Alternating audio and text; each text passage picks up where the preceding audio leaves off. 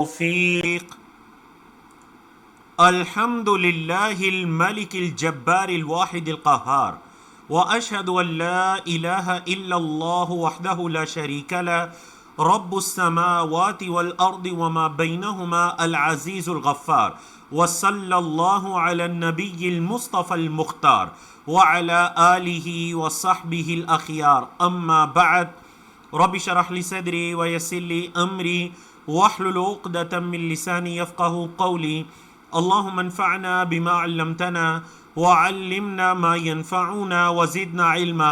کسی نے یہ سوال کیا کہ آپ اپنی کتاب عمدۃ الاحکام کی ابتدا میں اسی مقدمے کو یا انہی الفاظ کے ساتھ اللہ کی حمد و ثنا، نبی کریم صلی اللہ علیہ وسلم پر درود و سلام کیوں کرتے ہیں؟ تو اس کی دو وجوہات ہیں۔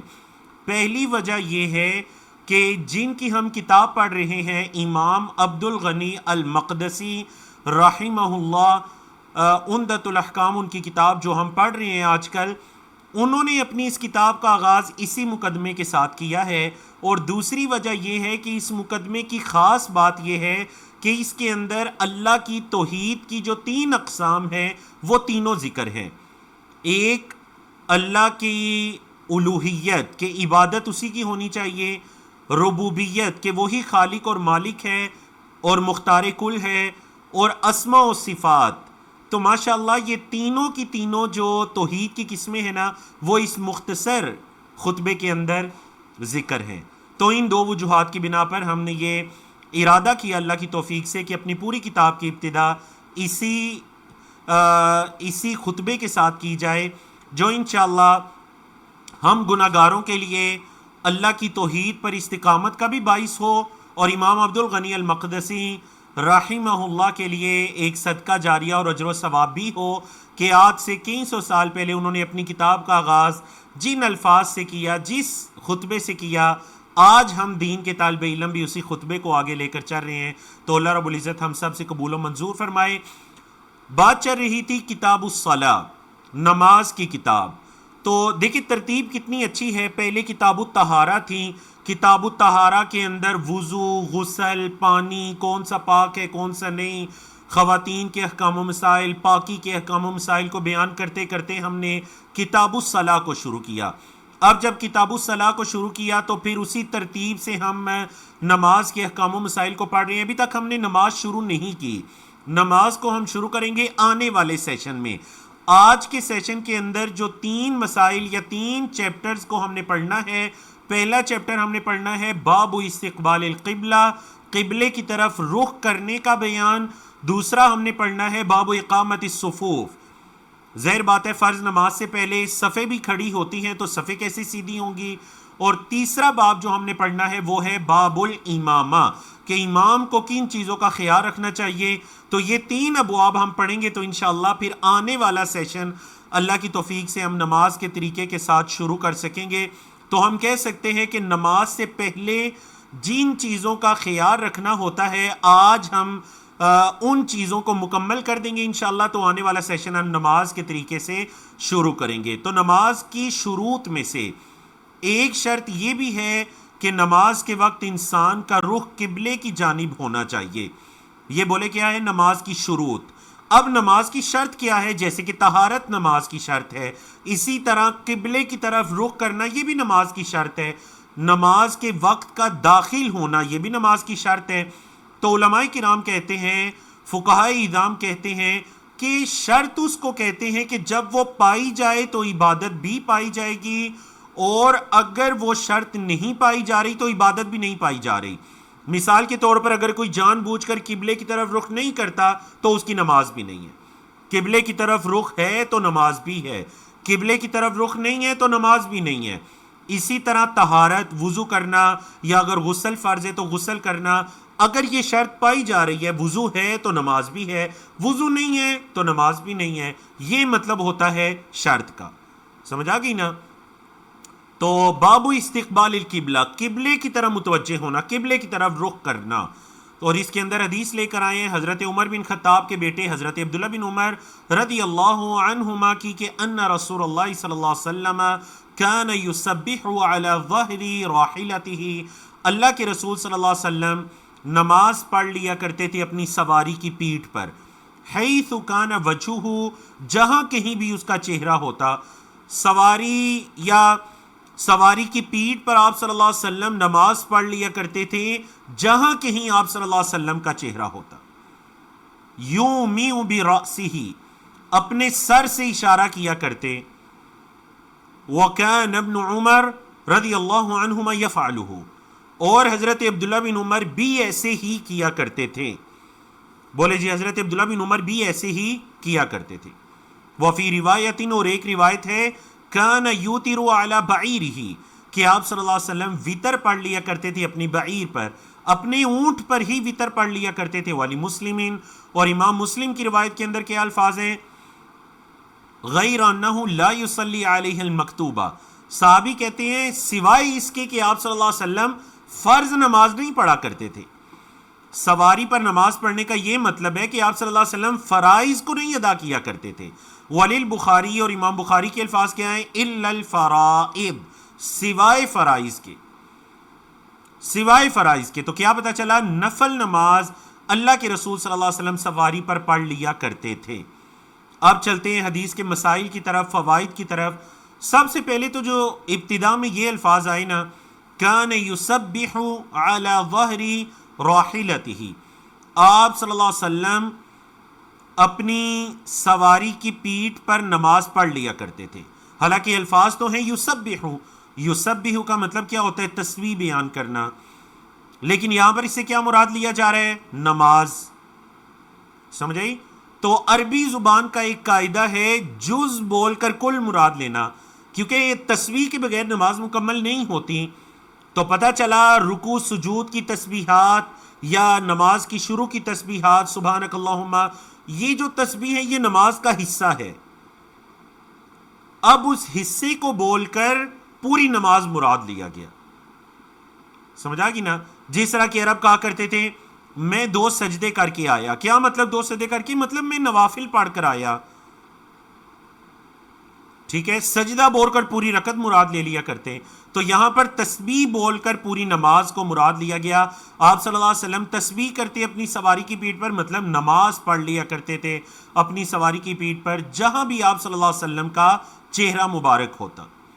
اپنے سر سے اشارے کرتے، کیا مطلب رکوع اور سجود کے وقت آپ صلی اللہ علیہ وسلم اپنے چہرے مبارک کو جھکا لیا کرتے تھے. اور جس طرح کے دیگر احادیث سے پتہ چلتا ہے، اور آگے چل کر وہ احادیث آئے بھی گی جب ہم مریض کی نماز کے احکام و مسائل کو پڑھیں گے، تو وہاں پر آئے گا کہ آپ صلی اللہ علیہ وسلم جب بیٹھ کر نماز ادا کرتے تو آپ صلی اللہ علیہ وسلم کا جو سجدہ ہے وہ رکوع سے زیادہ جھکا ہوا ہوتا. آپ صلی اللہ علیہ وسلم کا سجدہ رکوع سے زیادہ جھکا ہوا ہوتا تھا. اور دیکھیں بڑے پیارے الفاظ راوی کہتے ہیں، وَكَانَ ابْنُ عُمَرَ رضی اللہ عنہما یفعلہ، حضرت عبداللہ بن عمر بھی ایسے ہی کیا کرتے تھے جیسے آپ علیہ الصلوۃ والسلام کا عمل تھا نا. حضرت عبداللہ بن عمر بھی ایسے ہی کیا کرتے تھے. آپ کو پتہ ہے صحابہ کرام کے اندر جو آپ صلی اللہ علیہ وسلم کی سنت کی شدید موافقت کرنے والے، آپ صلی اللہ علیہ وسلم کی سنت پر حد درجے کا عمل کرنے والے، اگر آپ کسی صحابی کا نام لینا تو شاید کہ حضرت عبداللہ بن عمر پہلے نمبر پر آئیں گے. بعض روایات کے اندر یہ آتا ہے کہ کبھی سفر کے دوران حضرت عبداللہ بن عمر کسی جگہ سواری سے اترتے، کچھ دیر ٹھہرتے، واپس آ جاتے. پوچھنے والے پوچھتے کہ آپ نے یہاں یہ کیوں کیا، کیوں وہاں پر آپ گئے، بیٹھے، واپس آگے؟ کہا میں نے اللہ کے رسول صلی اللہ علیہ وسلم کے ساتھ سفر کیا اور میں نے اللہ کے رسول صلی اللہ علیہ وسلم کو دیکھا تھا. آپ صلی اللہ علیہ وسلم بھی یہاں اترے، اپنی حاجت وغیرہ کو پورا کیا. اگرچہ میری کوئی حاجت نہیں تھی، لیکن آپ صلی اللہ علیہ وسلم کی سنت پر عمل کرنے کے لیے میں اترا اور واپس آ گیا. اللہ اکبر! اتنی آپ صلی اللہ علیہ وسلم کی سنت پر عمل پیرا تھے. تو راوی کیا کہتے ہیں کہ اب جب حضرت عبداللہ بن عمر اس حدیث کو بیان کرنے والے ہیں کہ آپ صلی اللہ علیہ وسلم اپنی سواری کی پیٹھ پر نفل نماز کو پڑھ لیا کرتے، تو وہ ان کا عمل بھی بتا رہے ہیں کہ حضرت عبداللہ بن عمر بھی پڑھ لیا کرتے. صرف احادیث کو بیان نہ کرتے بلکہ عمل بھی کرتے. کبھی انہیں بھی سواری پر نفل نماز پڑھنی پڑتی تو وہ پڑھ لیا کرتے تھے. ٹھیک ہے جی. اور نیچے جو ہے نا، وہ فی روایت کان یوتر علی بعیرہ، آپ صلی اللہ علیہ وسلم اپنی اونٹ پر وطر پڑھ لیا کرتے. تو اس سے یہ بھی پتہ چلا کہ وطر جو ہے وہ فرض نہیں ہے. وہ جو صحابی آئے تھے آ کر نبی کریم صلی اللہ علیہ وسلم سے پوچھا تھا کہ اللہ نے مجھ پر کتنی نمازیں فرض کی، تو آپ صلی اللہ علیہ وسلم نے کیا فرمایا تھا؟ 5 نمازیں دن و رات میں، 5 صلوات، 5 نمازیں فی یوم و لیلہ، ایک دن اور رات کے اندر 5 نمازیں۔ تو علماء کرام نے اسی سے استدلال کیا کہ وطر ہو یا فجر کی 2 سنتیں ہوں، یہ نفل نماز ہی کہلائے گی، یہ فرض نہیں کہلائے گی، اگرچہ ان کی اہمیت بہت زیادہ ہے۔ آپ صلی اللہ علیہ وسلم سفر کے اندر بھی ان نوافل کو نہیں چھوڑا کرتے تھے، ایک وطر اور ایک فجر کی 2 رکعات، فجر کی سنتیں۔ لیکن جتنی بھی اہمیت ہو، یہ سنتیں موقدہ ہی کہلائیں گی، فرض کے درجے کو نہیں پہنچیں گی۔ بعض علماء کرام نے یہ کہا کہ نماز کی ابتدا میں سواری کا رخ قبلے کی جانب کیا جائے گا، اور اس کے بعد سواری باقی سواریوں کے ساتھ جہاں بھی جائے گی اس کا رخ جس طرح بھی ہوگا، اور اس کے اوپر نمازی کا رخ جس طرح بھی ہوگا، اس سے کوئی فرق نہیں پڑتا۔ تو نفل نماز علماء اور فقہا کے نزدیک سواری پر پڑھی جا سکتی ہے، البتہ جو فرائض ہیں ان کا یہ اہتمام ہونا چاہیے کہ سواری سے اتر کر پڑھ لی جائے، سوائے صلاۃ الخوف یا شدید قسم کی حاجت۔ مثال کے طور پر ایک شخص جہاز میں بیٹھ گیا، اب اسے بیٹھنے کے بعد یہ پتا چلا کہ فلائٹ کے اترتے، جہاز سے نکلتے فرض نماز کا وقت گزر جائے گا، تو وہ اور اس جہاز کے اندر فرض نماز کی ادائیگی کے لیے کوئی جگہ بھی مختص نہیں ہے، تو وہ شخص جہاز کے اندر اپنی سیٹ پر ہی بیٹھ کر فرض نماز کو ادا کر سکتا ہے۔ ایسی کوئی مجبوری کی صورت ہے کہ فرض نماز کے فوت ہو جانے کا خدشہ ہے، تو انسان سواری کے اوپر فرض نماز کو ادا کر سکتا ہے، اور اگر کوئی ایسی شدید مجبوری نہیں ہے، عذر نہیں ہے، صلاۃ الخوف وغیرہ نہیں ہے، تو انسان کو ہر حال میں سواری سے اتر کر فرائض کو ادا کرنا چاہیے۔ ہاں، جو نوافل ہیں، فرض کے علاوہ سنتیں ہیں، وہ سواری کی پیٹھ پر پڑھی جا سکتی ہیں، جیسا کہ اللہ کے رسول صلی اللہ علیہ وسلم کا عمل آپ کے سامنے ذکر ہوا۔ اگلی حدیث کی طرف جاتے ہیں۔ اللہ اکبر، بڑی پیاری حدیث۔ عن عبداللہ بن عمر رضی اللہ عنہما قال، یہ بھی حضرت عبداللہ بن عمر کی ہی روایت ہے۔ قال، کہتے ہیں، بینما الناس بقباء فی صلاۃ الصبح، لوگ صبح کی نماز میں تھے قباء میں، مسجد قباء کے اندر لوگ صبح کی نماز میں تھے۔ اذ جاءہم آتن، جب ایک آنے والا ان کے پاس آیا۔ لوگ صبح کی نماز میں یعنی فجر کی نماز میں قباء کی مقام پر تھے، قباء کی مسجد میں تھے۔ ایک آنے والا آیا، فقالا، اور اس نے کہا، ان النبی صلی اللہ علیہ وسلم، بے شک نبی کریم صلی اللہ علیہ وسلم، قد انزل علیہ اللیلۃ قرآن، آپ صلی اللہ علیہ وسلم پر گزشتہ رات قرآن نازل ہوا ہے، قرآن نازل کیا گیا ہے۔ وقد امر ان یستقبل القبلۃ، اور آپ علیہ الصلوۃ والسلام کو یہ حکم دیا گیا ہے کہ قبلے کی جانب رخ کر لیں۔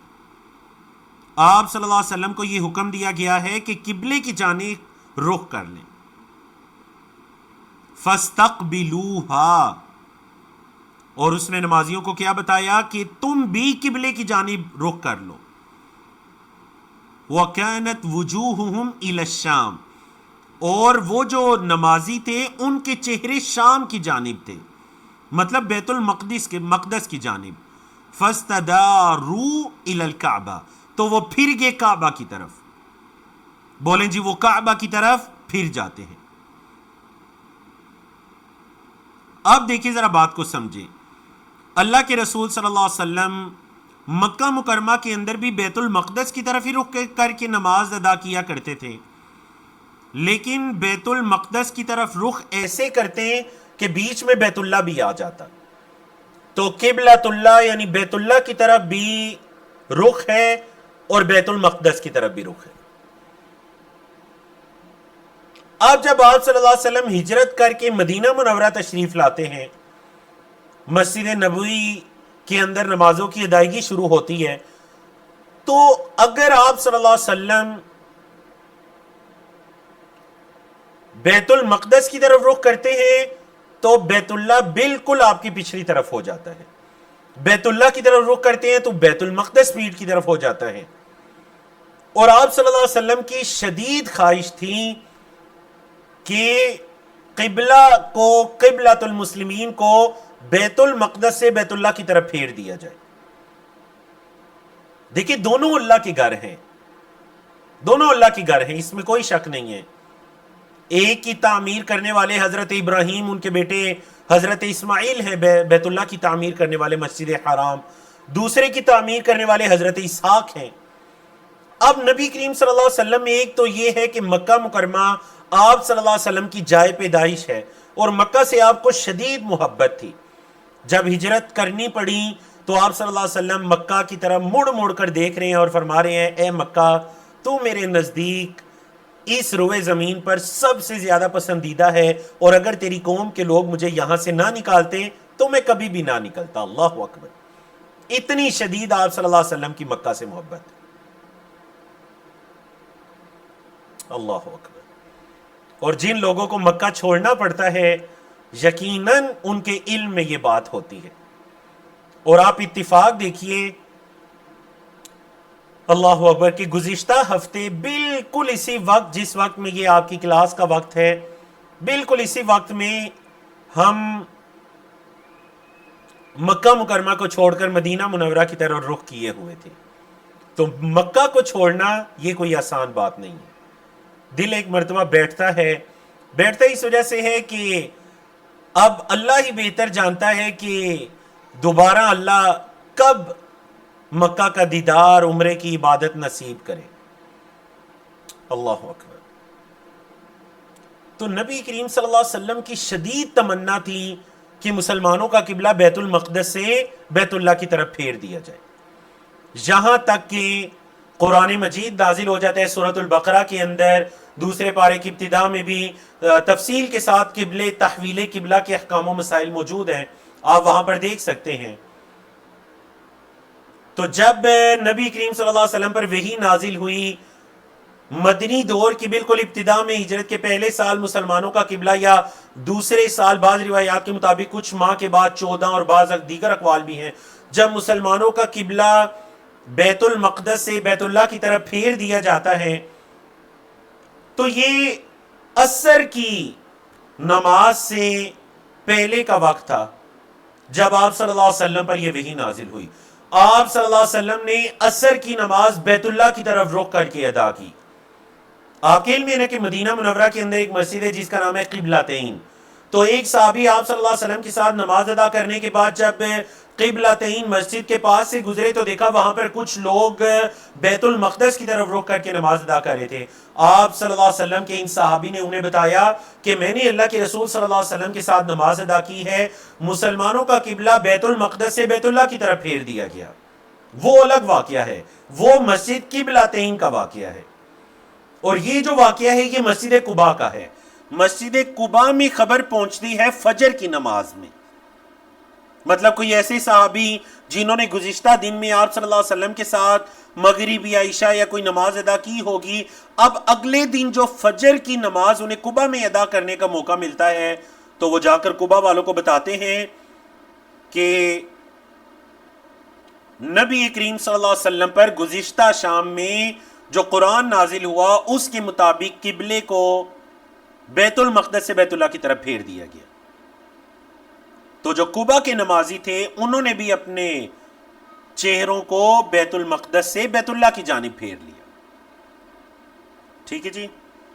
تو یہ صحیح بخاری مسلم کی حدیث کی روشنی میں گویا کہ امام صاحب اس کتاب کی مصنف امام عبد الغنی المقدسی رحمہ اللہ بتانا چاہ رہے ہیں کہ جو استقبال القبلہ ہے تو قبلہ سے کیا مراد ہے؟ قبلہ سے مراد کعبۃ اللہ ہے، بیت اللہ ہے. اور یہودیوں کو آپ کو پتہ نہیں یہ بات بڑی ان پر گراں گزری تھی.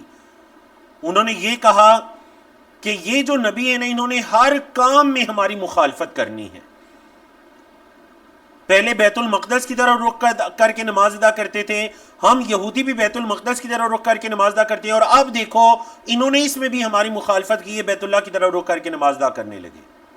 تو ہر کام میں اس نبی نے ہماری مخالفت کرنی ہے، یہودی یہ کہنے لگے، حالانکہ انہیں اس چیز کا اچھی طرح سے علم تھا کہ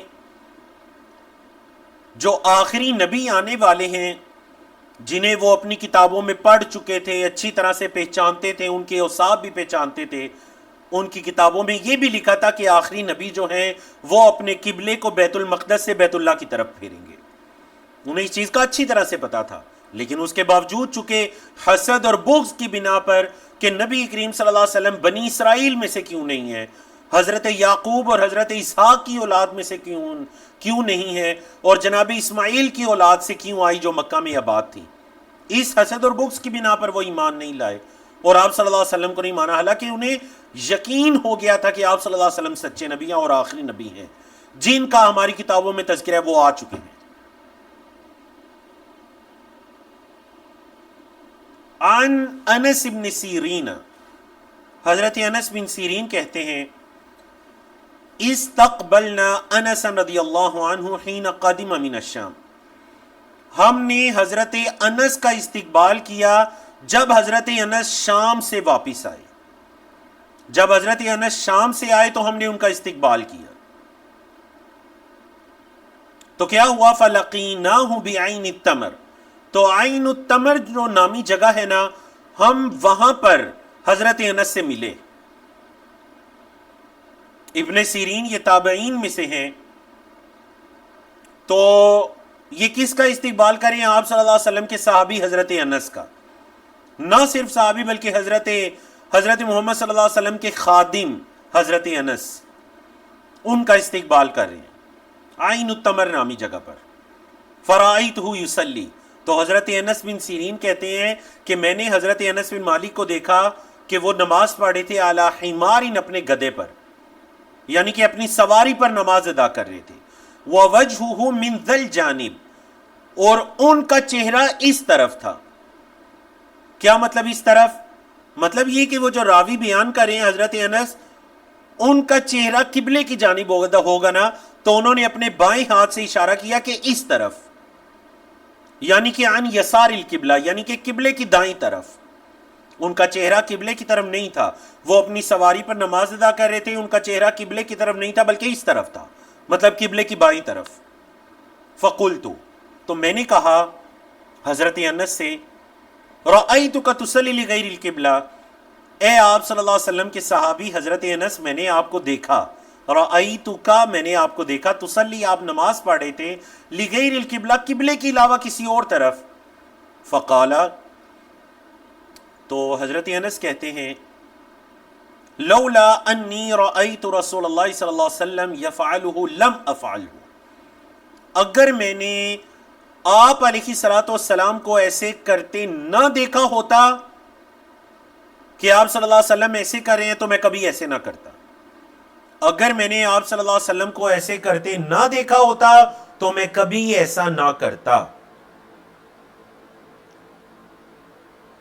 تو کیا مطلب حضرت انس بھی نبی کریم صلی اللہ علیہ وسلم کی سنت پر عمل کرتے ہوئے اپنی سواری پر نماز کو ادا کر رہے ہیں، اگرچہ ان کا چہرہ قبلے کی طرف نہیں ہے، قبلے کی بائیں طرف ہے۔ اور اس سے یہ بھی پتہ چلتا ہے کہ جو حمار ہے، اگرچہ یہ جانور اسلام کے اندر یہ نبی کریم صلی اللہ علیہ وسلم نے غزوہ تبوک کے موقع پر جو گھریلو گدھے تھے ان کو حرام قرار دے دیا، اگرچہ یہ جانور حرام ہے لیکن ہم اس کو کھا نہیں سکتے، لیکن یہ جانور پاک ہے کیونکہ حضرت انس اس پر نماز پڑھ رہے تھے۔ اگر یہ نجس ہوتا، پاک نہ ہوتا، تو حضرت انس کبھی اس پر نماز ادا نہ کرتے، کیونکہ یاد رکھیے گا طہارت صرف انسان کے کپڑوں اور جسم کا پاک ہونا نہیں ہے، بلکہ جس جگہ پر وہ نماز ادا کرے اس جگہ کا بھی پاک صاف ہونا ضروری ہے۔ طہارت کے اندر اس جگہ کی پاکی بھی ضروری ہے۔ تو یہ کیسے ممکن ہے کہ ایک نجس چیز کی پیٹھ کے اوپر نماز ادا کی جائے؟ تو اس سے یہ پتا چلا کہ وہ بھی پاک ہے, وہ نجس نہیں ہے. ہاں اس کا کھانا حرام ہے لیکن وہ نجس نہیں ہے, پلید نہیں ہے, اس کے اوپر نماز ادا کی جا سکتی. اگلی حدیث بھی حضرت انس بن مالک رضی اللہ تعالیٰ عنہ کی ہے, اور الحمدللہ باب استقبال القبلہ مکمل ہوا. اس کے اندر ہم نے کل 3 حدیث کو پڑھا.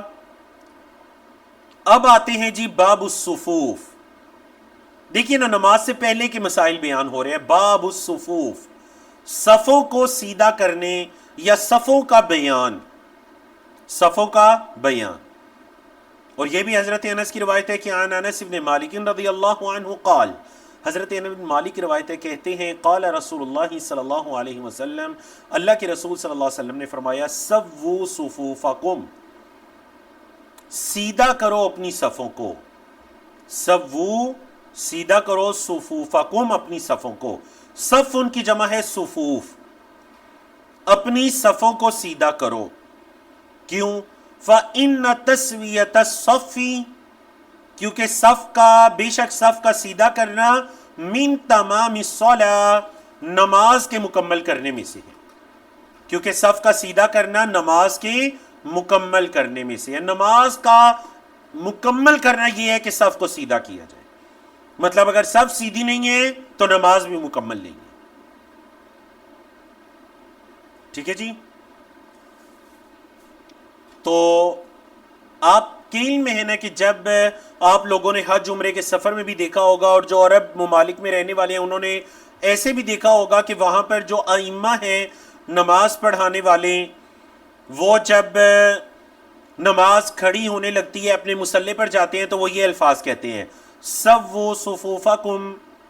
ہاں جی, آپ میں سے کن کن نے الفاظ سن رکھے ہیں؟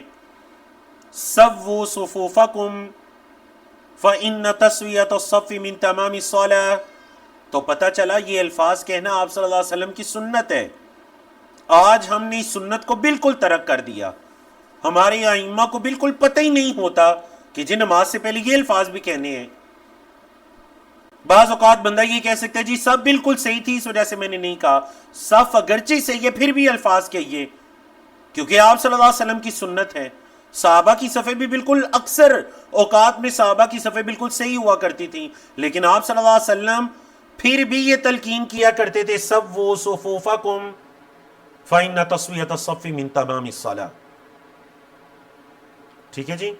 اکثر ائمہ اختصار کے ساتھ اتنا کہہ دیتے ہیں سووا صفوفکم, اور اگلے الفاظ بھی کیے جا سکتے ہیں. آپ صلی اللہ علیہ وسلم یہ الفاظ بھی کہا کرتے تھے, فإن تسویۃ الصف من تمام الصلاۃ. صف کا سیدھا کرنا, اس کا کیا مطلب ہے؟ صف کے سیدھا کرنے کے 2 مطلب ہیں. نمبر 1, نمازیوں کے درمیان خلا کا نہ ہونا, اور جس طرح کہ دیگر احادیث سے پتہ چلتا ہے پاؤں کا پاؤں کے ساتھ مل جانا, جس پر آج اکثر لوگ عمل نہیں کرتے. نمبر 1 یہ صف کا سیدھا ہونا, یعنی صف کے درمیان, 2 نمازیوں کے درمیان خلا کا نہ ہونا. نمبر 2 صف کا آگے پیچھے نہ ہونا. نمبر 1 نمازیوں کے درمیان خلا کا نہ ہونا. نمبر 2 نمازیوں کا آگے پیچھے نہ ہونا. اور ایک تیسری چیز بھی آ جاتی ہے, اور وہ ہے پہلے اگلی صف کو مکمل کرنا, اس کے بعد پچھلی صف میں کھڑے ہونا. نبی کریم صلی اللہ علیہ وسلم نے ایک مرتبہ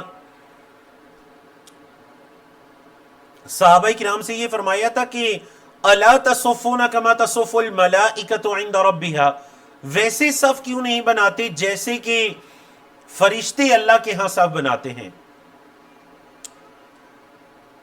صحابہ نے پوچھا وَكَيْفَ تَصُفُّ الْمَلَائِكَةُ عِنْدَ رَبِّهَا, اے اللہ کے رسول صلی اللہ علیہ وسلم فرشتے کیسے اللہ کے ہاں صف بناتے ہیں؟ تو آپ صلی اللہ علیہ وسلم نے فرمایا یتمون الصف الاول فالاول, پہلے اگلی صف کو مکمل کرتے ہیں, اس کے بعد پچھلی صف بناتے ہیں. ثم یتراصون, پھر وہ سیسا پلائی دیوار کی طرح مل کر کھڑے ہو جاتے ہیں. تو کیا خیال ہے, جو سیسا پلائی دیوار ہوتی ہے اس کی 2 اینٹوں کے درمیان کچھ فاصلہ ہوتا ہے, مل کر کھڑے ہونا, یہ آپ علیہ الصلوۃ والسلام کی عظیم سنت تھی.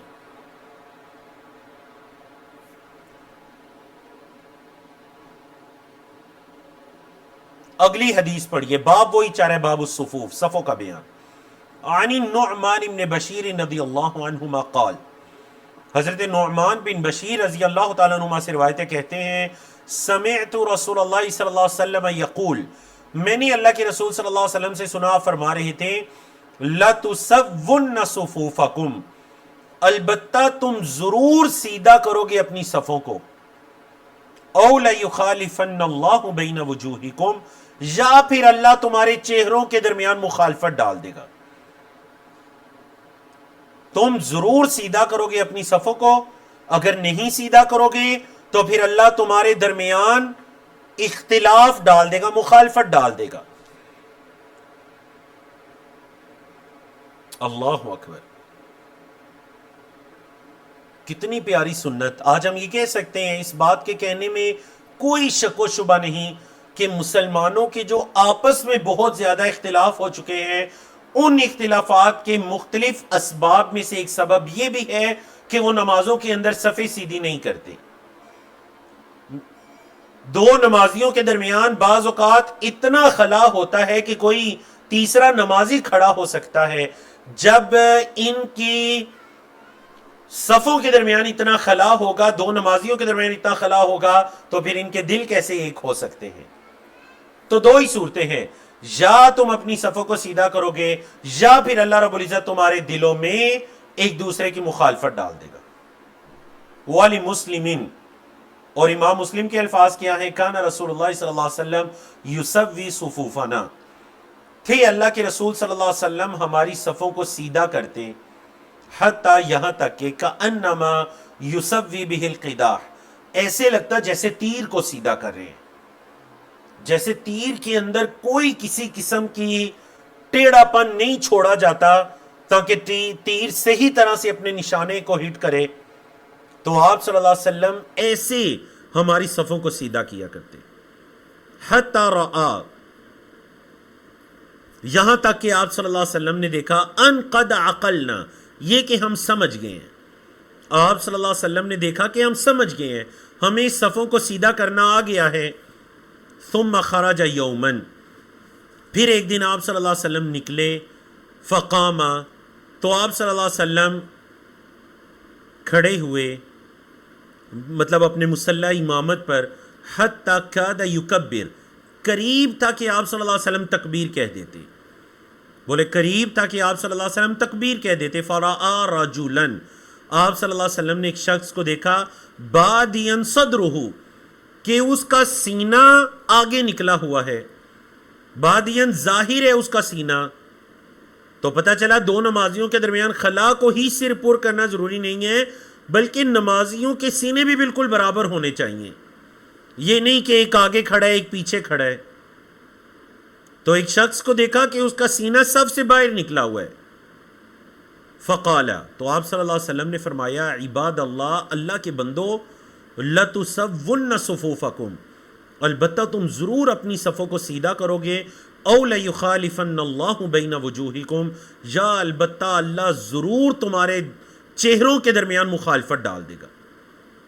بولے اللہ تمہارے چہروں کے درمیان یا مخالفت ڈال دے گا، یا پھر تم خود اپنے چہروں کو سیدھا کرو گے۔ اللہ اکبر، کتنی پیاری آپ صلی اللہ علیہ وسلم کی سنت۔ تو اس سے یہ بھی پتہ چلا کہ امام اگر دیکھے اپنے مقتدیوں میں کوئی ایسی غلطی ہے، خامی ہے، تو اسے چاہیے پہلے اس کی اصلاح کرے، پھر نماز کی تکبیر کہے۔ امام کو اللہ رب العزت نے پیشوا بنایا، مصلی امامت پر کھڑا کیا، وہ تکبیر کہے گا تو لوگ رکوع میں جائیں گے، وہ سمیع اللہ لمن حمیدہ کہے گا تو لوگ رکوع سے سر اٹھائیں گے۔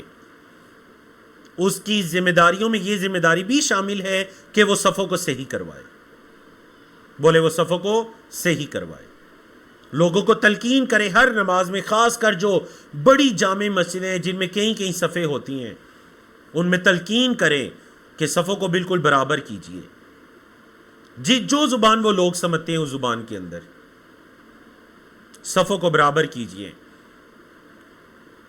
خلا کو پر کر لیجئے، پہلے اگلی صف کو مکمل کیجئے، اس کے بعد پیچھے صف بنائیے۔ اگلی حدیث کی طرف چلتے ہیں، اور یہ بھی باب الصفوف کی روایت ہی ہے. اللہ اکبر. اور اس کے اندر صفے بنانے کا طریقہ ہے، خاص کر جب نمازیوں کی تعداد بڑی کم ہے، 2 ہے، 3 ہے، 4 ہے، تو صف بنانے کا کیا طریقہ ہے. عن انس بن مالک رضی اللہ عنہ، اور یہ بھی حضرت انس بن مالک کی ہی روایت ہے. دیکھیں نا، آپ صلی اللہ علیہ وسلم کی خدمت کا حق ادا کر دیا. 10 سال تک آپ صلی اللہ علیہ وسلم کی خدمت کی، اور سینکڑوں احادیث کے راوی ہیں. قیامت تک ان کا نام لیا جاتا رہے گا. حضرت انس بن مالک رضی اللہ عنہ، اللہ ان سے راضی ہو. ان جدتہ ملیکۃ. اچھا دیکھیں، حضرت انس کی اتنی پیاری پرورش ہے نا، تو ظاہر بات ہے اس میں ان کی والدہ حضرت ام سلیم، اس میں جو ان کی جدہ ہیں حضرت ملیکہ، ان کا بھی بڑا کردار ہے. کہتے ہیں جو ان کی جدہ ہے نا ملیکہ، دعت رسول اللہ صلی اللہ علیہ وسلم لطعامین، انہوں نے آپ علیہ الصلوۃ والسلام کو ایک کھانے کے لیے بلایا. حضرت انس کی جو دادی ہیں، ان کی جدہ ہیں ملیکہ، انہوں نے اللہ کے رسول صلی اللہ علیہ وسلم کو ایک کھانے کے لیے بلایا، کھانے کی دعوت دی. صنعت ہو، جنہیں انہوں نے تیار کیا تھا. تو آپ صلی اللہ علیہ وسلم کے کوئی صحابی یا کوئی صحابیہ اگر آپ صلی اللہ علیہ وسلم کو کھانے کی دعوت دیا کرتے تو اللہ کے رسول صلی اللہ علیہ وسلم اس کو قبول کر لیا کرتے. آپ صلی اللہ علیہ وسلم تشریف لے جایا کرتے. اب ان کے گھر میں گئے، فَأَكَلَ مِن، اور اس کھانے میں سے کھایا. ثُمَّ قَالَ، پھر آپ صلی اللہ علیہ وسلم نے فرمایا، قُومُوا، کھڑے ہو جاؤ، فَلِيُصَلِّ لَكُمْ، تو میں تمہیں نماز پڑھا دوں. اب صفے کیسے بنائیں؟ قال انس، حضرت انس کہتے ہیں، فقمت الى حصیر لنا، ہماری ایک چٹائی تھی، میں کھڑا ہوا اس چٹائی کی طرف. کیا مطلب وہ چٹائی کا میں نے اس کو لیا، قد اسود من طول ما لبس، استعمال کی وجہ سے وہ سیاہ ہو چکی تھی. وہ کھجوروں کی چٹائی جس کو بہت زیادہ استعمال کیا جائے، آپ نے دیکھے نا اس پر سیاہی آ جاتی ہے. کہتے ہیں میں نے دیکھا وہ سیاہ ہو چکی تھی. اب مجھے یہ ہوا کہ اللہ کے رسول صلی اللہ علیہ وسلم نے نماز پڑھانی ہے. تو حضرت انس نے کیا کیا؟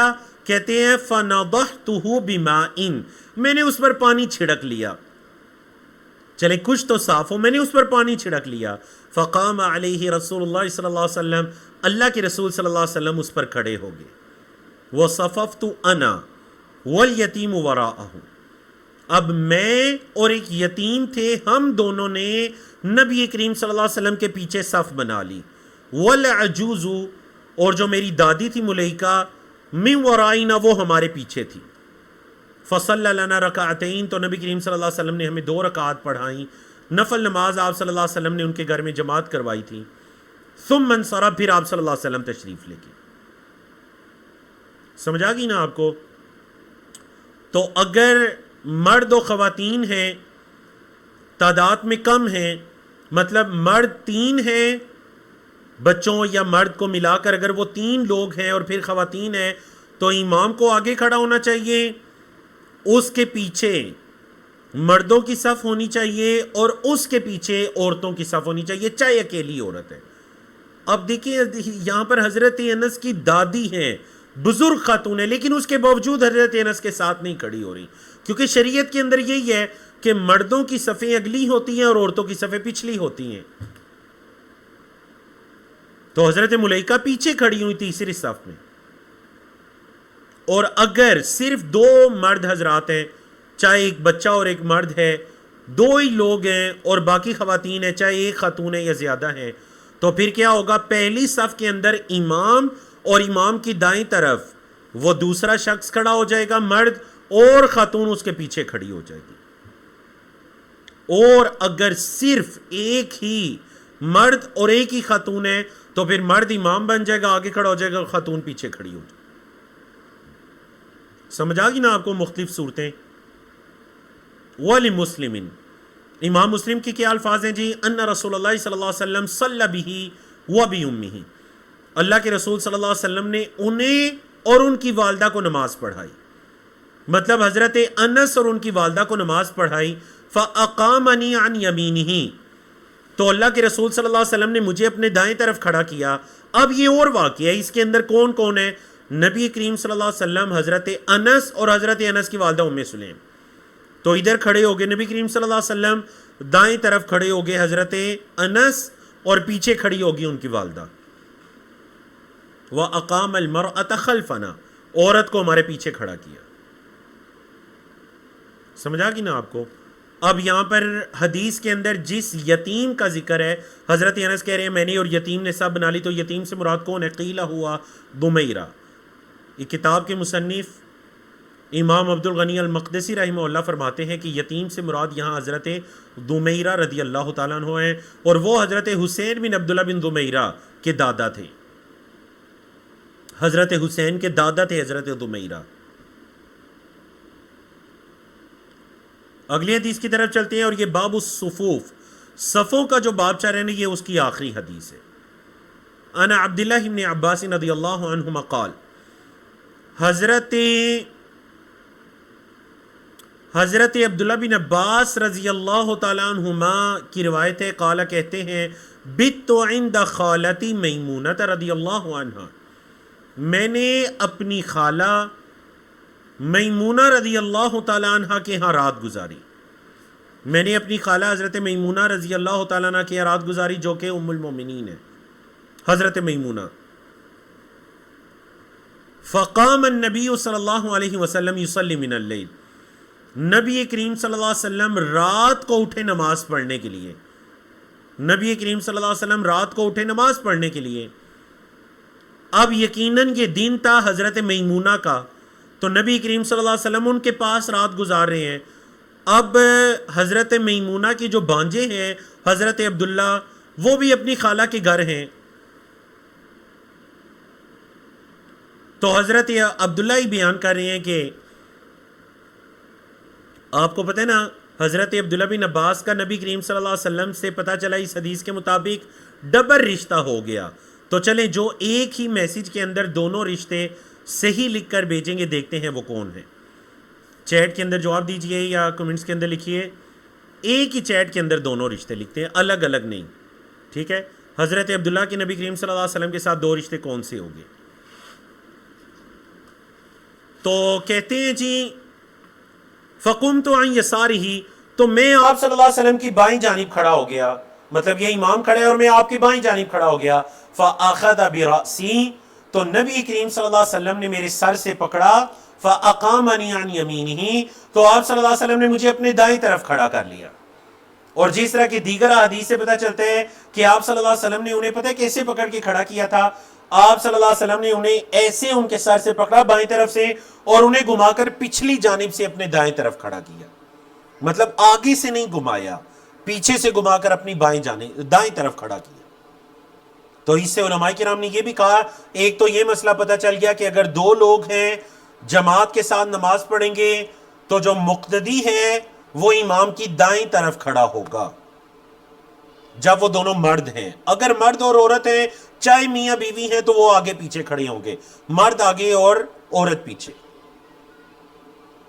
نمبر 2 کہ اگر امام مقتدیوں کے اندر کوئی ایسی غلطی دیکھتا ہے جس کی درست کرنا ضروری ہے تو وہ درست کر سکتا ہے. جیسا کہ اللہ کے رسول صلی اللہ علیہ وسلم یہاں امام ہے، دیکھا اپنے مقتدی کی یہ غلطی کہ وہ جماعت کے ساتھ نماز ادا کرنا چاہ رہے ہیں، میرے بائیں طرف کھڑے ہو کے ہیں، اور یہ نماز کی حالت میں تھا، نماز سے پہلے نہیں. کیونکہ جب آپ صلی اللہ علیہ وسلم نے رات کو اٹھ کر قیام شروع کیا تو حضرت عبداللہ بن عباس نے سوچا کہ چلے میں بھی اس قیام میں شریک ہو جاؤں. بائیں طرف کھڑے ہو گئے تو نبی کریم صلی اللہ علیہ وسلم نے انہیں اپنے دائیں طرف کھڑا کر لیا. سمجھا کہ نا آپ کو؟ چلیں جی درست جواب کی طرف جاتے ہیں.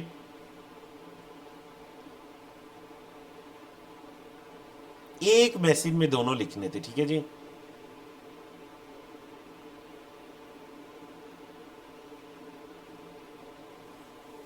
ہاں جی ماشاءاللہ وقاص ہیں سب سے پہلے، آپ کا جواب درست آیا.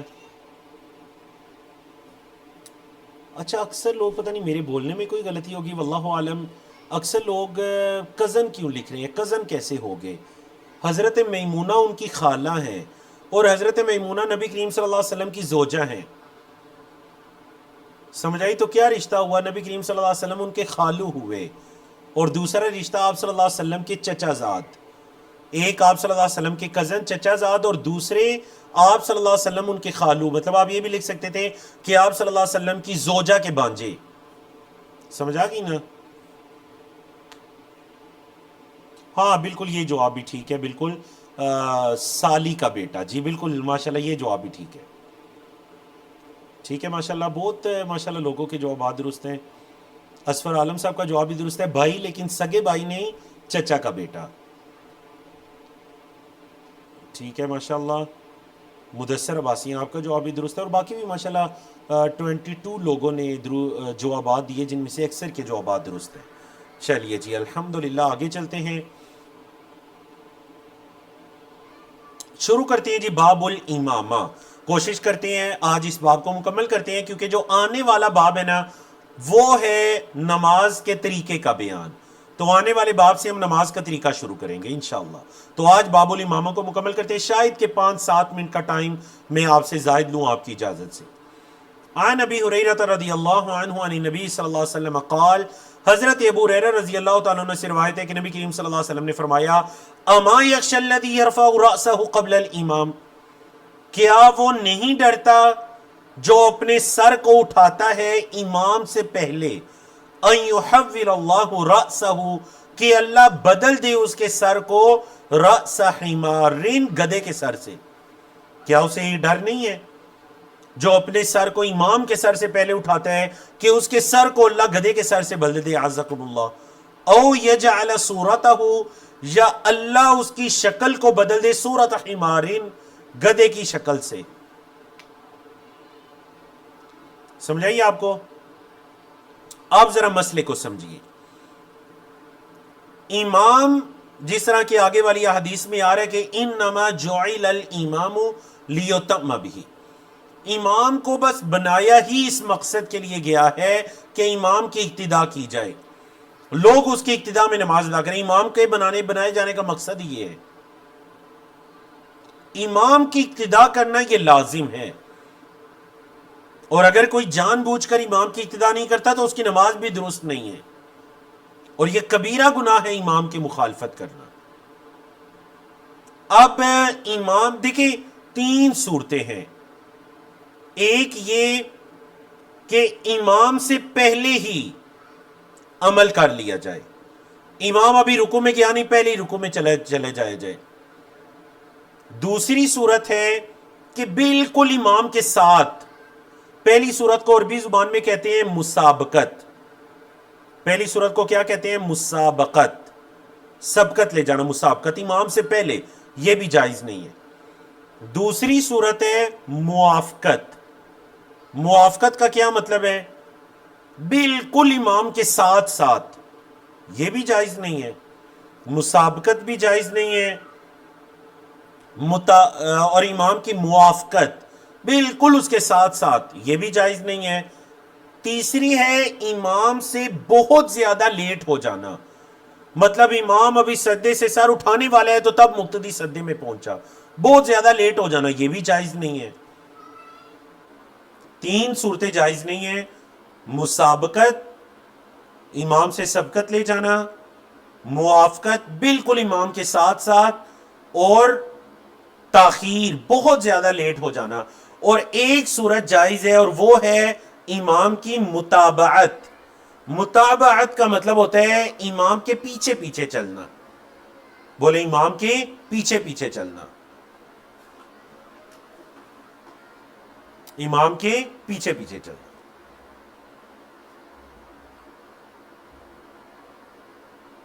اب یہ جو حدیث ہے نا کہ کیا وہ ڈرتا نہیں جو امام سے پہلے، یہاں پر مسابقت کا ذکر ہے، امام سے پہلے سر اٹھا لیتے ہیں.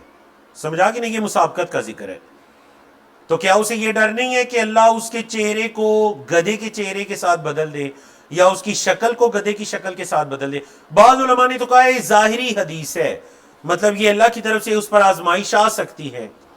اور بعض علماء نے کہا کہ اس سے مراد یہ ہے کہ جس طرح کوئی جانور ہوتا ہے بات کو سمجھتا نہیں یا سمجھ نہیں پاتا، اس کی عقل بھی بالکل ویسے ہو جائے جو امام کی جان بوجھ کر مسابقت کرے، امام سے پہلے اعمال کرے.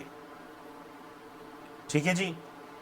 تو بہرحال حدیث کی جو شرح بھی کی جائے دونوں سے یہ معلوم ہوتا ہے کہ یہ کبیرہ گناہ ہے. بولے کیا ہے؟ کبیرہ گناہ. عن ابی ہریرہ رضی اللہ عنہ عن نبی صلی اللہ علیہ وسلم قال، حضرت ابو ہریرہ رضی اللہ تعالیٰ عنہ سے روایت ہے کہ نبی کریم صلی اللہ علیہ وسلم نے فرمایا انما جعل الامام لیتم بہ، امام کو تو بس بنایا گیا ہے کہ اس کی اقتداء کی جائے. بولے جی امام کو کیوں بنایا گیا ہے کہ اس کی اقتداء کی جائے؟ فلا تختلفوا علیہ، اس کے ساتھ اختلاف نہ کرو. بولیں اس کے ساتھ اختلاف نہ کرو.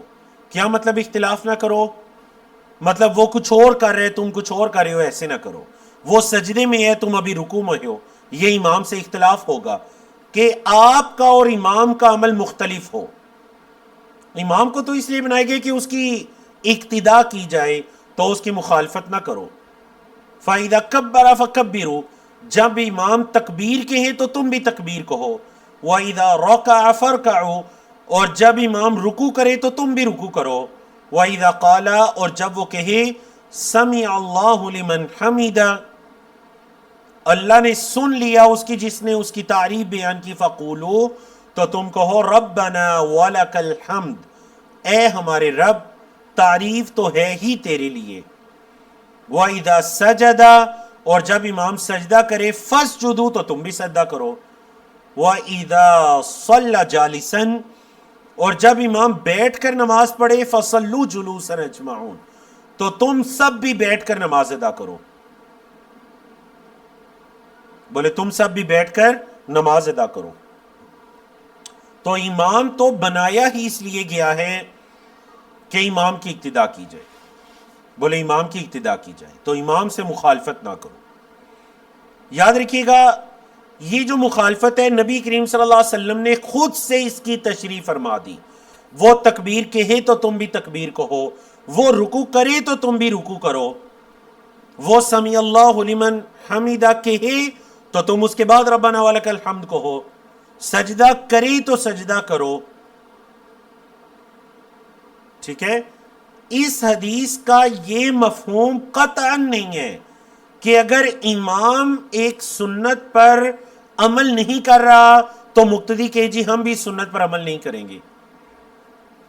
مثال کے طور پر آپ نے دیکھا کہ خاص کر عرب ممالک کے اندر ائمہ جو ہیں وہ آمین کہنے کی سنت پر عمل کرتے ہیں جب سورۃ الفاتحہ کو مکمل کرتے ہیں.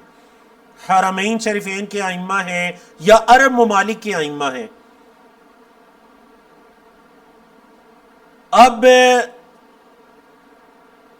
بعض جگہوں پر اکثر ہمارے برصغیر پاک و ہند کے اندر امام اس سنت پر عمل نہیں کرتے، حالانکہ آمین کہنا یہ اللہ کے رسول صلی اللہ علیہ وسلم کی سنت ہے. صحیح احادیث کثرت کے ساتھ موجود ہیں.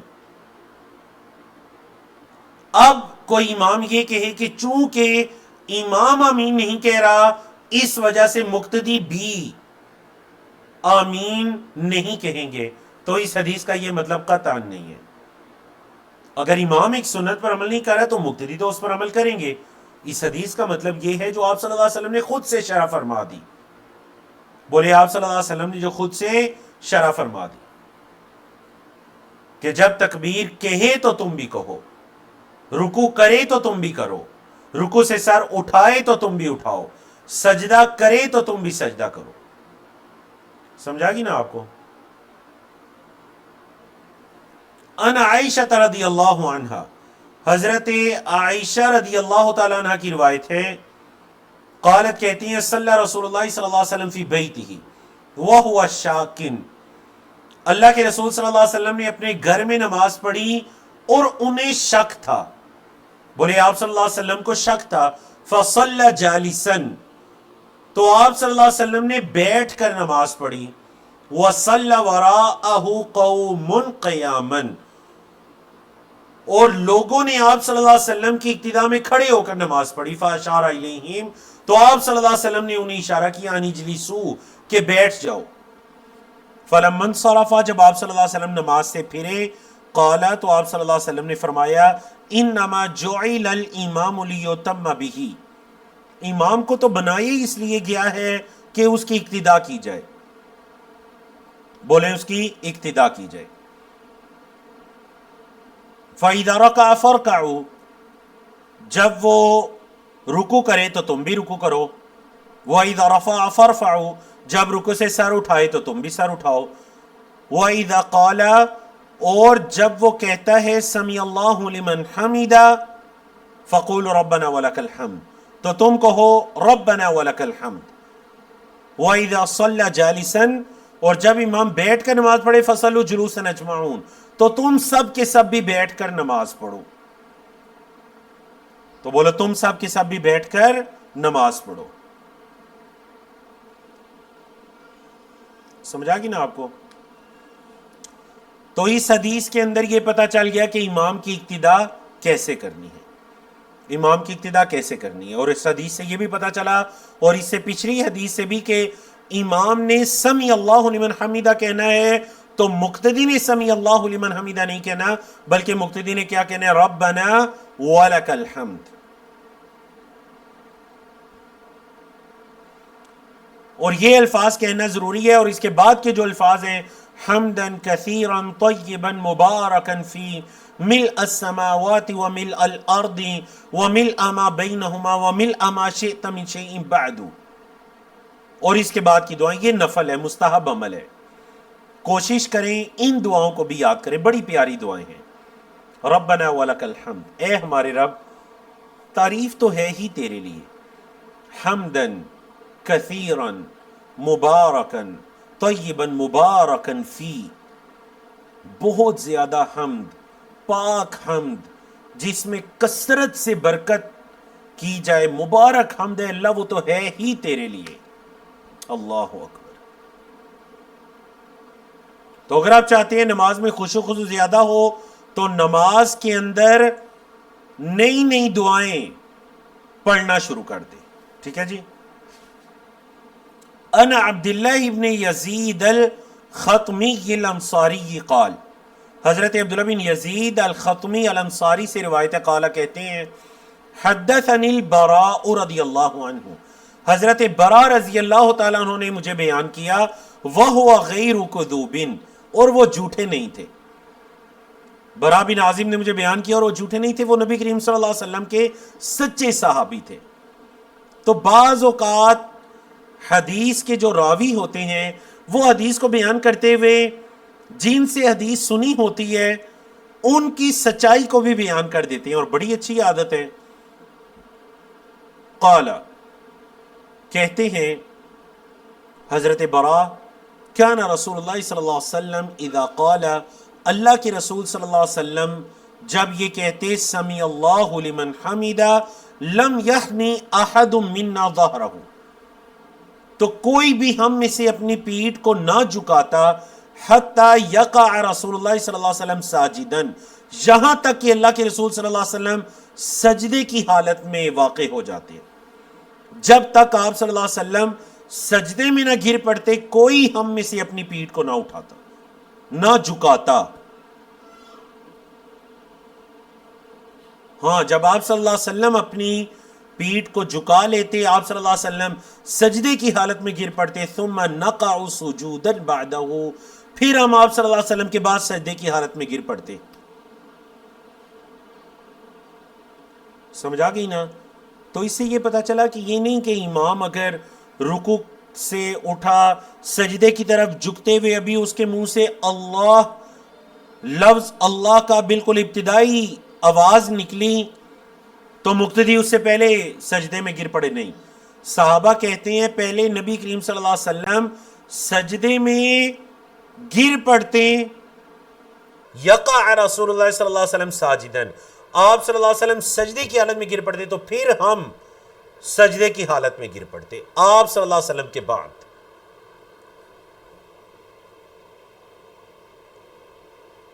عن ابی ہریرہ رضی اللہ عنہ ان رسول اللہ صلی اللہ علیہ وسلم قال، حضرت ابو ہریرہ رضی اللہ عنہ کی روایت ہے کہ رسول اللہ صلی اللہ علیہ وسلم نے فرمایا اذا امن الامام فامنوا، جب امام آمین کہے تو تم بھی آمین کہو، فإنہ من وافق تأمینہ تأمین الملائکہ، کیونکہ بے شک جس کا آمین کہنا فرشتوں کے آمین کہنے کے موافق ہو گیا، غفر لہ ما تقدم من ذنبہ، تو اس کے پچھلے گناہوں کو بخش دیا جائے گا، غفر لہ بخش دیا جائے گا اس کے لیے، ما تقدم من ذنبہ جو اس کے گناہ گزر چکے ہیں۔ سمجھ آئیے آپ کو؟ تو جس کا آمین کہنا فرشتوں کے آمین کہنے کے موافق ہو گیا، کیا مطلب موافق ہو گیا جی؟ مطلب احادیث کے مطابق یہ حدیث، دیگر احادیث، جب نمازی حضرات زمین پر آمین کہتے ہیں تو اللہ کے فرشتے بھی آمین کہتے ہیں۔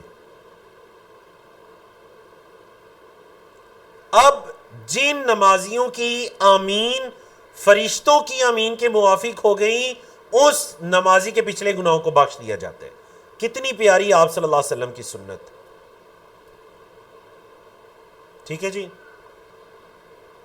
لیکن یہ آمین بھی کب کہنا چاہیے؟ امام کی قرات کے بعد۔ بعض اوقات جو یہ ہوتا ہے نا کہ امام کے منہ سے ابھی ولضالین ابھی وہ الفاظ مکمل نہیں ہونے پائے تو آمین پہلے سے آمین کی آواز بلند ہو گئی، نہیں، یہ بھی مبالغہ رہی ہے۔ امام کو آیت کریمہ پورا پڑھنے دیجئے، اس کے بعد امام بھی آمین کہے گا اور مقتدی بھی اس کے اقتداء میں آمین کہیں گے۔ عن ابی ہریرہ رضی اللہ عنہ ان رسول اللہ صلی اللہ علیہ وسلم قال، حضرت ابو ہریرہ رضی اللہ تعالیٰ عنہ کی روایت ہے کہ اللہ کے رسول صلی اللہ علیہ وسلم نے فرمایا، اذا صلی احدکم للناس فلیخفف، جب تم میں سے کوئی ایک لوگوں کو نماز پڑھائے تو نماز کو خفیف کرے، ہلکا کرے، نماز کو ہلکا کرے۔ فإن فیہم الضعیف، کیونکہ ان کے اندر کمزور بھی ہیں، والسقیم بیمار بھی ہیں، وذا الحاجہ اور ضرورت مند بھی ہیں۔ تو دیکھیں باب الامامہ، امامت کا بیان ہو رہا ہے نا، تو جو اس امت کے ائمہ ہیں، نماز پڑھانے والے ہیں، ان کو یہ تلقین کر کی گئی کہ جب نماز پڑھائے تو ہلکی نماز پڑھائے، مختصر پڑھائے۔ یہ اختصار دو چیزوں میں ہے، قیام کے اندر بھی اور باقی ارکان کے اندر بھی، خشوع خضوع بھی برقرار رہے، اعتدال بھی ہو اور طوالت بھی نہ ہو، کیونکہ ان مقتدیوں کے اندر کمزور بھی ہیں، بیمار بھی ہیں اور ضرورت مند بھی ہیں۔ وَإِذَا صَلَّى أَحَدُكُمْ لِنَفْسِهِ، اور جب تم میں سے کوئی ایک اپنے آپ کے لیے نماز پڑھائے، کیا مطلب خود سے کوئی نماز پڑھے نا، فَلْيُطَوِّلْ مَا شَاءَ، تو جتنا چاہتا ہے طویل کرے، سمجھ آ گیا؟ جتنا چاہتا ہے طویل کرے، خود سے پڑھے تو جتنی مرضی لمبی پڑھے، لیکن اگر جماعت کے ساتھ نماز پڑھا رہے تو مختصر پڑھائے، کیونکہ مقتدیوں کے اندر کوئی کمزور بھی ہو سکتے ہیں، عمر رسیدہ، کوئی بیمار بھی ہو سکتے ہیں، کوئی ضرورت مند بھی ہو سکتے ہیں، جنہیں نماز کے بعد بعض اوقات بھوک وغیرہ لگی ہوگی، انہوں نے کھانا کھانا ہوگا، گھر والوں کی کوئی ضرورت پوری کرنی ہوگی، تو نماز کا خشوع خضوع سارا برباد ہو جائے گا اگر امام نے نماز کو بہت لمبا کر دیا۔ وہ یہی سوچتے رہیں گے کب سلام پھرے گا۔ اللہ اکبر۔ دیکھیں نا شریعت اسلامیہ کے اندر کتنا اعتدال پسند ہے، نہ اتنی مختصر پڑھانی ہے کہ ارکان بھی ادا نہ ہونے پائیں، اور نہ اتنی لمبی پڑھانی ہے کہ مقتدیوں کی نماز خراب ہو جائے، درمیانہ میانہ روی۔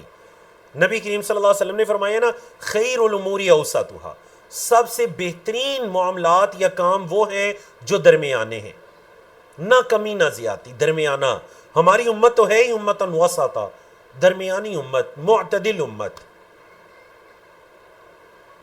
تو چلیں جی اس باب کی آخری حدیث کو پڑھتے ہیں، اور یہ حضرت ابو مسعود الانصاری رضی اللہ تعالیٰ عنہ کی روایت ہے، قال کہتے ہیں، جاء رجل الى رسول اللہ صلی اللہ علیہ وسلم فقال، ایک شخص اللہ کے رسول صلی اللہ علیہ وسلم کے پاس آیا اور اس نے آ کر کہا، انی لاتأخر عن صلاة الصبح، اے اللہ کے رسول صلی اللہ علیہ وسلم، میں صبح کی نماز سے لیٹ ہو جاتا ہوں، من اجل فلان، فلاں کی وجہ سے، یہ جو فلاں بندہ ہے نا اس کی وجہ سے میں صبح کی نماز سے لیٹ ہو جاتا ہوں۔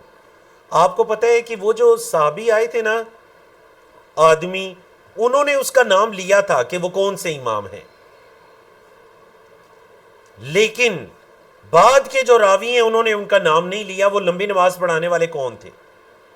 کہہ دیا من اجل فلان، فلاں کی وجہ سے میں نماز میں نہیں جاتا، میں نماز سے پیچھے رکتا ہوں. کیوں؟ مما یطیل بنا، جو وہ ہماری نماز کو لمبی کرتے ہیں، ہماری نماز کو اتنی لمبی کرتے ہیں نا کہ میں نماز کے لیے نہیں جاتا، میں نماز سے پیچھے رہتا ہوں.